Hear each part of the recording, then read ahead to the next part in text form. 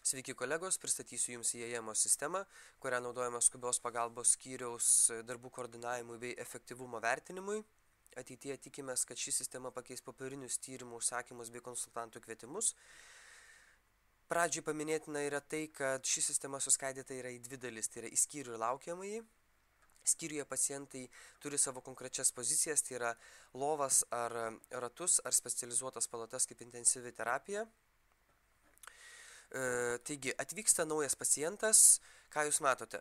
Pavardę, amžių, atvykimo priežastį, gydinti gydytoją bei slaugytoją ar paramediką. Jūsų pirmas darbas tai yra priskirti save pacientui. Spaudžiate ant lovos logotipo ir ieškote rezidento skilties.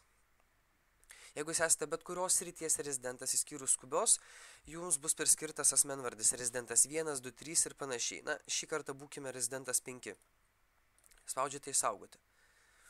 Visi mato, kad šis pacientas yra prižiūrimas rezidento 5 ir visi žino, į ką kreiptis.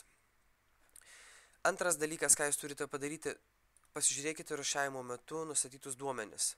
Spaudimai, saturacija, visi šitie duomenys jums suteiks galimybę susidaryti pirmą įspūdį, koksgi pacientas jūsų laukia. Nuėjote prie paciento, įvertinote jo būklę, grįžtate prie IAM sistemos.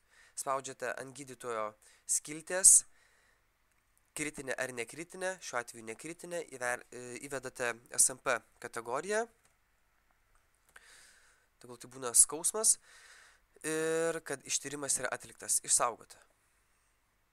Toliau, laboratoriniai tyrimai, instrumentiniai ar radiologiniai tyrimai, konsultantai. Spaudžiate ant laboratorinių tyrimų, jums reikia bendro kraujo, biocheminio, krešumų, juos užsakote.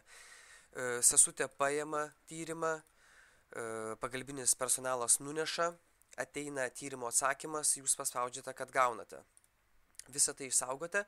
Kai tyrimo atsakymas ateina, čia atsiranda PDF failiukai, ant kurių paspaudus jūs galite įvertinti tyrimų rezultatus. Toks pat principas yra ir instrumentinių ar radiologinių tyrimų, tik tiek, kad jau atsakymai ateis jums popieriniu būdu. Su konsultantus jūs, pavyzdžiui, psichiatro, jums jis reikalingas. Užsakėte, iškvietėte, psichiatras atėjo, paspaudė, kad atėjo, išsaugote.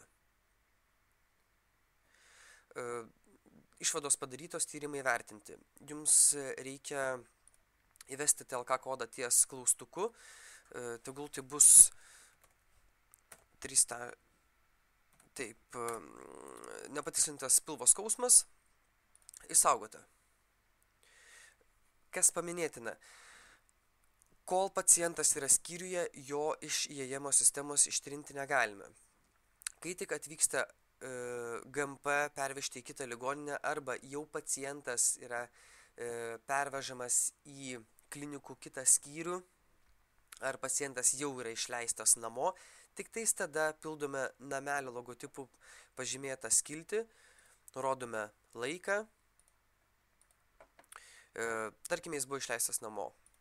Ambulatoriškai, ambulatorinis, atiduoti daiktai, atiduota forma 027A, tai yra trilapio žalias lapas, nedarbingumo jam nereikia ir spaudžiate išsaugoti.